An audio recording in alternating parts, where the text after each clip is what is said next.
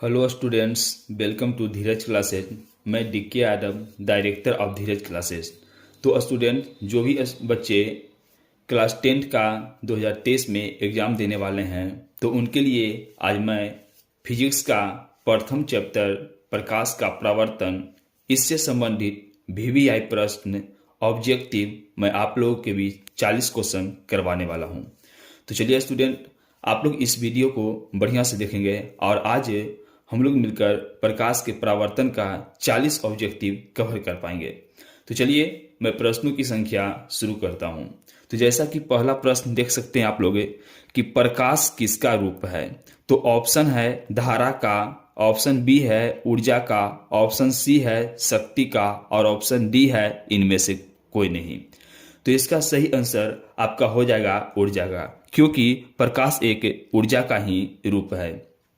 चलिए दोस्त, दूसरा प्रश्न है प्रकाश गमन कैसे करता है।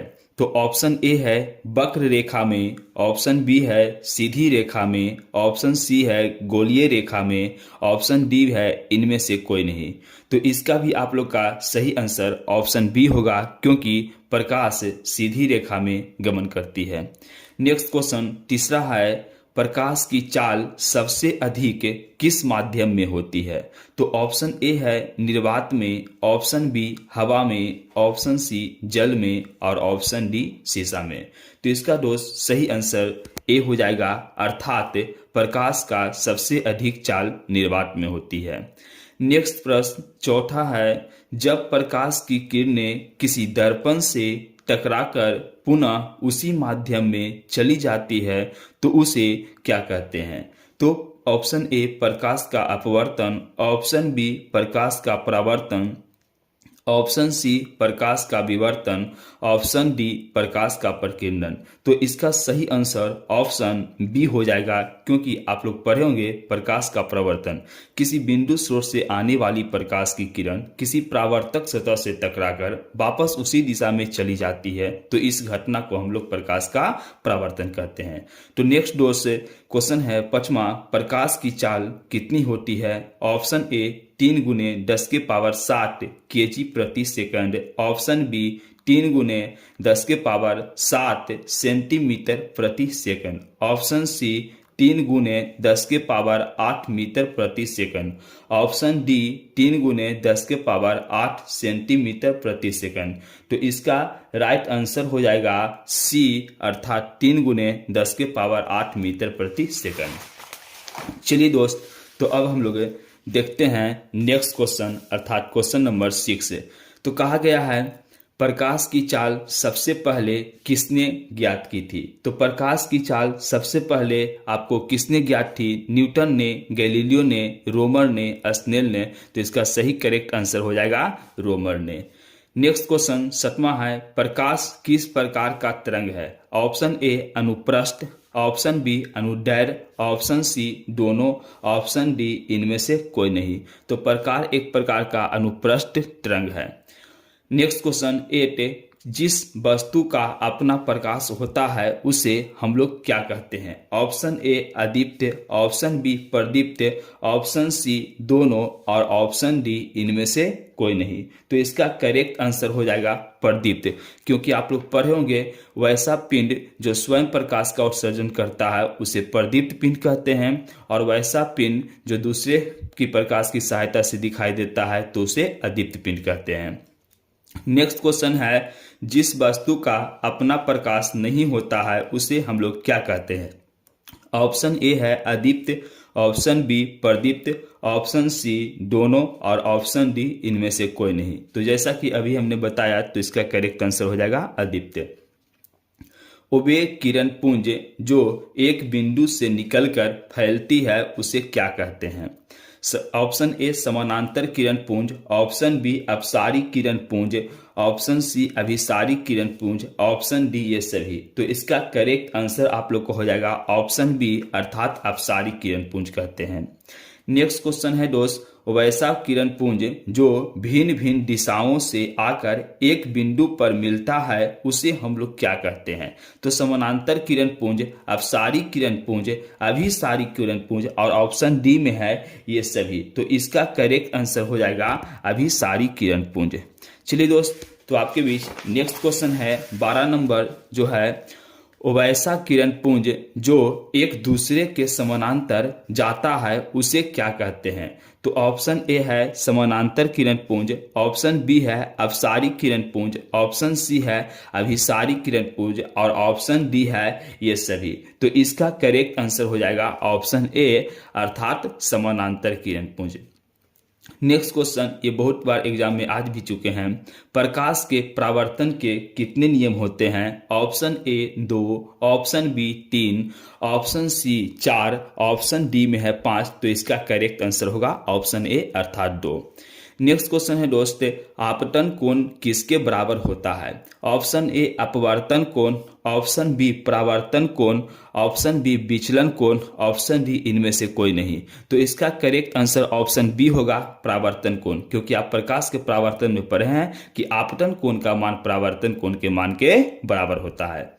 नेक्स्ट क्वेश्चन है, यदि आपतन कोण 60 डिग्री हो तो परावर्तन कोण कितने का होगा? तो इसका ऑप्शन है ए 60, बी में 45, सी में 20, डी में 90। तो इसी थ्योरी के अनुसार हम लोग कहते हैं आपतन कोण परावर्तन कोण के मान के बराबर होता है। तो इसमें आपतन कोण 60 डिग्री है तो परावर्तन कोण भी आपका 60 डिग्री होगा।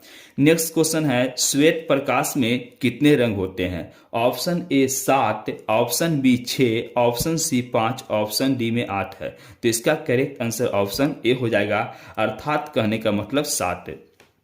नेक्स्ट क्वेश्चन है, वह यंत्र जिससे छोटी वस्तु को बड़ा करके देखा जा सकता है उसे क्या कहते हैं? ऑप्शन ए दूरदर्शी, ऑप्शन बी में सूक्ष्मदर्शी, ऑप्शन सी दोनों, ऑप्शन डी इनमें से कोई नहीं। तो जिस यंत्र से छोटी वस्तु को बड़ा करके देखते हैं तो उसे हम लोग सूक्ष्मदर्शी के रूप में जानते हैं।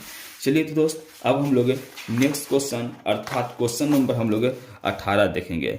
तो 18 नंबर क्वेश्चन आपका दिया गया है दोस्त, वह यंत्र जिससे दूर की वस्तु स्पष्ट देखा जाता है उसे क्या कहते हैं? तो ऑप्शन ए में है दूरदर्शी, ऑप्शन बी में है सूक्ष्मदर्शी, ऑप्शन सी में है दोनों, ऑप्शन डी में इनमें से कोई नहीं। तो इसका करेक्ट आंसर ऑप्शन ए अर्थात दूरदर्शी होगा।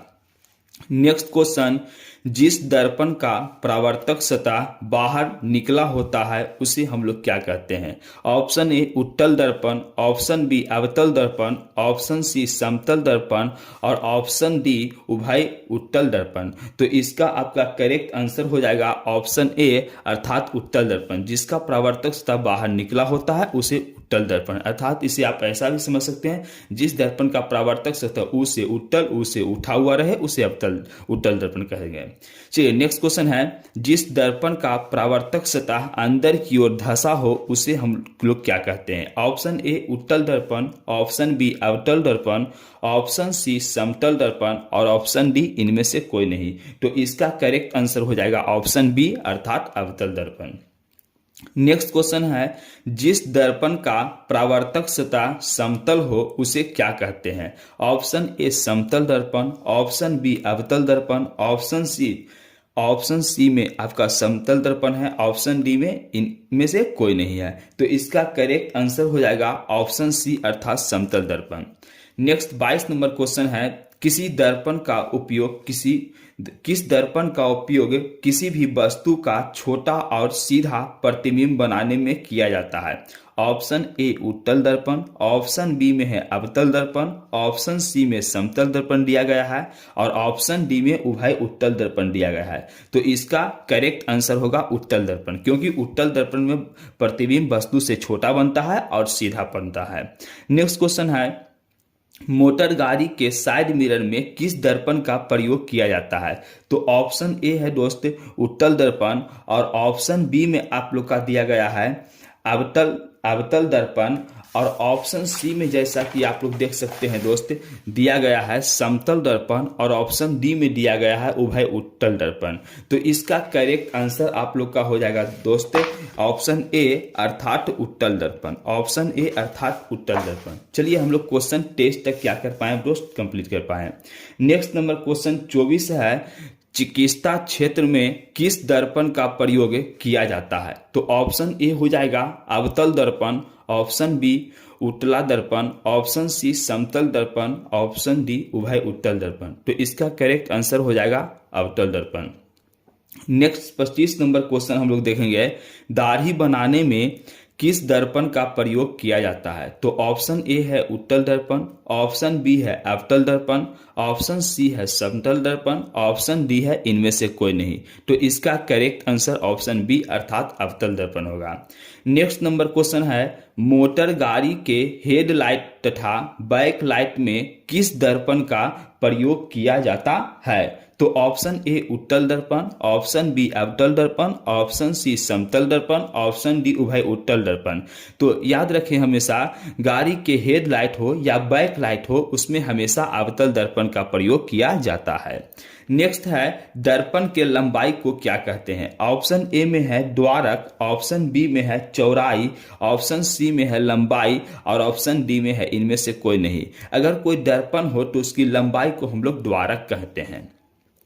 वह रेखा जो वक्रता केंद्र और ध्रुव से होकर गुजरता है उसे क्या कहते हैं? ऑप्शन ए प्रधान अक्ष, ऑप्शन बी वक्र अक्ष, ऑप्शन सी समानांतर अक्ष, ऑप्शन डी इनमें से कोई नहीं। तो वह रेखा जो वक्रता केंद्र और ध्रुव से होकर गुजरता है तो उसे हम लोग क्या कहते हैं? तो प्रधान अक्ष कहते हैं। नेक्स्ट क्वेश्चन है, वक्रता केंद्र और ध्रुव के मध्य जो बिंदु होता है उसे क्या कहते हैं? तो ऑप्शन ए में है फोकस, ऑप्शन बी में है फोकस दूरी और दोस्त नेक्स्ट दिया गया है ऑप्शन सी में आपको वक्रता त्रिज्या और ऑप्शन डी में क्या कहा गया? द्वारक। तो उसे हम लोग क्या कहते हैं दोस्त? तो वक्रता त्रिज्या के नाम से जानते हैं। नेक्स्ट नंबर क्वेश्चन 30 है, तो 30 हम लोग जानेंगे, अवतल दर्पण में जब वस्तु अनंत पर हो तो वस्तु का प्रतिबिंब कहाँ बनेगा? ऑप्शन ए है ध्रुव पे, ऑप्शन बी है फोकस पे, ऑप्शन सी है अनंत पे, ऑप्शन डी आपको दिया गया है फोकस और ध्रुव पे। तो आपका बनता है फोकस पे बनता है। नेक्स्ट क्वेश्चन आप लोग का है 31 नंबर, अवतल दर्पण में जब वस्तु वक्रता केंद्र पर स्थित हो तो उसका प्रतिबिंब कहाँ बनता है? ऑप्शन ए है वक्रता केंद्र, ऑप्शन बी फोकस पे, ऑप्शन सी अनंत पे, ऑप्शन डी फोकस और ध्रुव के बीच। तो इसका करेक्ट आंसर हो जाएगा वक्रता केंद्र पर, ऑप्शन ए। 32 नंबर क्वेश्चन है, उत्तल दर्पण में किस प्रकार का प्रतिबिंब बनता है? ऑप्शन ए में है सीधा और छोटा, ऑप्शन बी है उल्टा और छोटा, ऑप्शन सी है सीधा और बड़ा, ऑप्शन डी है उल्टा और बड़ा। तो उत्तल दर्पण में हमेशा सीधा और छोटा सा प्रतिबिंब बनता है। चलिए 33 नंबर हम लोग कंप्लीट करते हैं। 33 नंबर, तो अवतल दर्पण में कैसा प्रतिबिंब बनता है? ऑप्शन ए में सीधा और छोटा, ऑप्शन बी उल्टा और छोटा, ऑप्शन सी सीधा और बड़ा, ऑप्शन डी उल्टा और बड़ा। तो अवतल दर्पण में आप लोग का सीधा और बड़ा प्रतिबिंब बनता है। नेक्स्ट क्वेश्चन है 34 नंबर, किसी बिंदु से चलने वाली प्रकाश की किरणें दर्पण से परावर्तन के बाद जिस बिंदु पर मिलता है उसे हम लोग क्या कहते हैं? तो ऑप्शन ए में आप लोग को कहा गया वास्तविक प्रतिबिंब, ऑप्शन बी में काल्पनिक प्रतिबिंब, ऑप्शन सी में दोनों, ऑप्शन डी में इनमें से कोई नहीं। तो उसे हम लोग वास्तविक प्रतिबिंब के नाम से जानते हैं। चलिए नेक्स्ट क्वेश्चन है 35। तो आपका 35 नंबर क्वेश्चन है, किसी बिंदु से चलने वाली प्रकाश की किरणें दर्पण से परावर्तन के बाद जिस बिंदु पर मिलती हुई मालूम पड़ती है उसे क्या कहते हैं? वास्तविक प्रतिबिंब, काल्पनिक प्रतिबिंब, दोनों, इनमें से कोई नहीं। तो उसे हम लोग काल्पनिक प्रतिबिंब के नाम से जानते हैं। नेक्स्ट क्वेश्चन 36 नंबर आपका कहा गया है, वास्तविक प्रतिबिंब कैसा होता है? सीधा, ऑप्शन बी उल्टा, ऑप्शन सी दोनों, ऑप्शन डी इनमें से कोई नहीं। तो इसका करेक्ट आंसर बी हो जाएगा, अर्थात उल्टा।